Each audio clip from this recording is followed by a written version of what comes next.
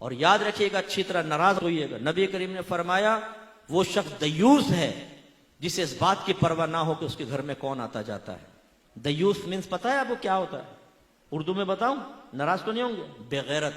यानी अगर हमारी ज़ौजा, हमारी घर की औरतें नामहरमों से हंस हंस के बातें कर रही हो, नामहरमों घर में घुसेड़े, तो याद रखें ऐसे शख्स को आपके नबी ने दयूस कहा है।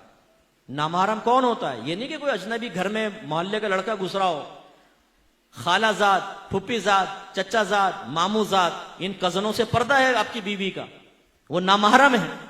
इसी तरह लड़की का और खालू का पर्दा होता, इसी तरह आपका और मुमानी का पर्दा है। इसी तरह अगर आपकी चच्ची खाला ना हो सकी, बाहर से आई है, तो चच्ची का और आपका भी पर्दा है।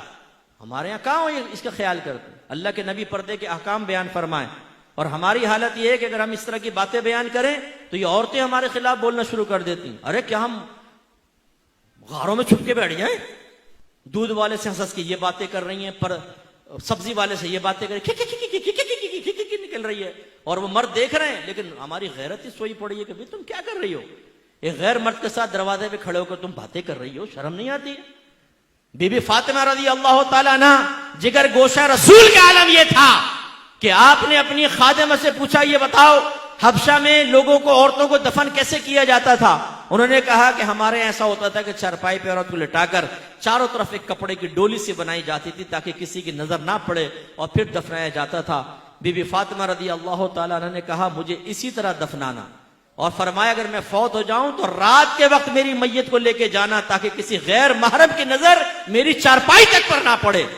वो बीबी फातिमा नबी करीम सल्लल्लाहु अलैहि वसल्लम की बेटी, तरबियत याफ्ता, ये कहे, और ये बीबी फातिमा को मानने वाली, उनकी न्याज़ें खाने वाली, ये कहे कि हम पर्दा नहीं करेंगी, और घर का वो सरपरस्त बेवकूफ किस्म का वो कहता है कि जी मैं परमिशन देता हूं तुम बगैर पर्दे के घूमो फिरो।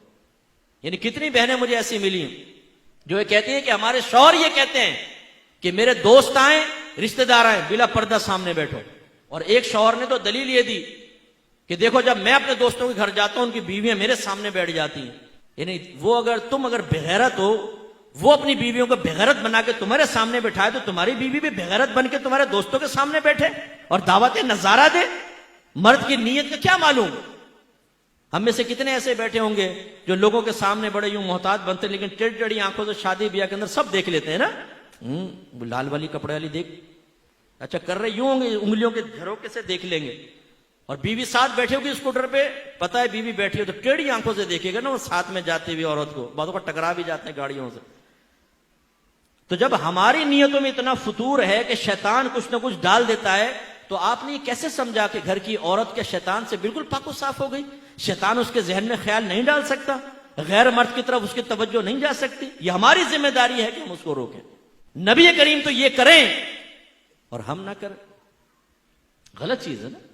एक मरतबा नबी करीम सल्लल्लाहु अलैहि वसल्लम हुजरे में दाखिल हुए, सईदा आयशा सिद्दीका रज़ी अल्लाह तआला अन्हा के पास एक शख्स को बैठे हुए देखा, चेहरे अनवर का रंग बदल गया, जलाल के आसार नुमाया हुए। सईदा आयशा ने अर्ज़ किया, रसूलल्लाह ये मेरे रिजाई भाई हैं, यानी हमने एक ही माँ का दूध पिया है।